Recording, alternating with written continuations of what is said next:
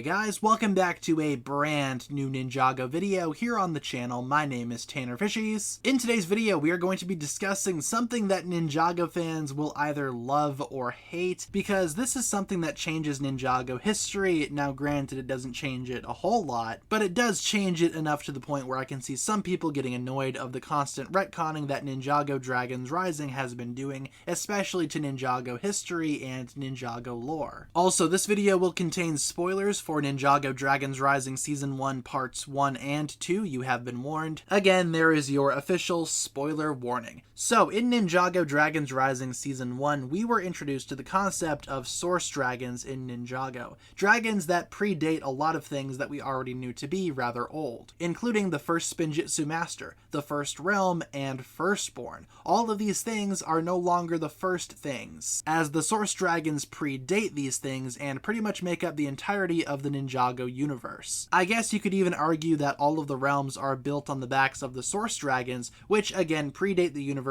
and literally everything else. These things are old, these things are huge, and they are the source of a lot of things that we know, hence the name source dragons, including elemental powers, which yes, Dragons Rising does confirm that the elemental powers that the ninja have did not come from the first Spinjitzu Master originally, did not come from Firstborn, and instead they came from the source dragons. In Dragons Rising Season 1, Lloyd does have a couple of visions that back up this even further. For example, the first vision that we see here includes 6 source dragon symbols, each of which is in tune with an elemental power that the ninja possess, including one for fire, one for lightning, ice, earth, water, and energy. These 6 elemental powers are the same elemental powers that the ninja currently possess, but in Dragons Rising Part 2, when Lloyd has another vision, there is a 7th symbol. And Part 2 clarifies that there are 7 original source dragons. So what exactly is this last symbol? Is it Master Wu's creation power? Is it Sora's tech power? Who's to say? I do plan on talking about that more in a future video, but still, the source dragons are the source of the ninja's elemental powers, including things like energy and water, which in Ninjago's past,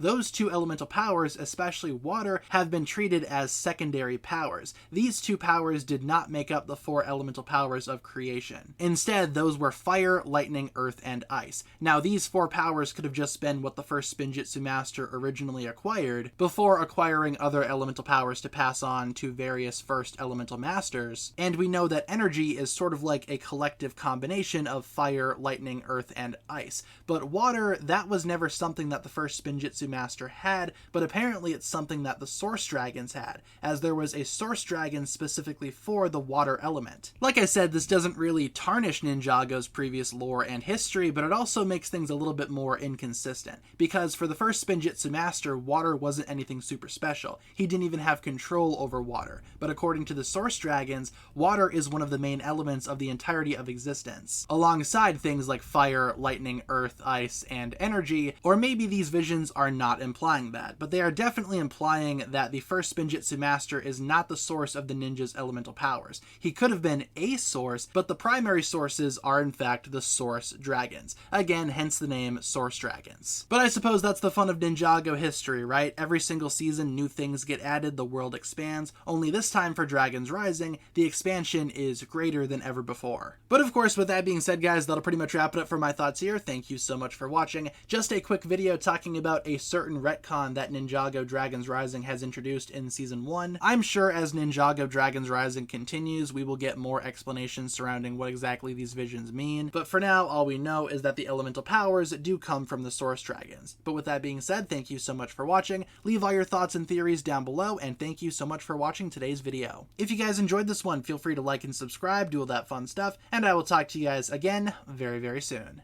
Peace.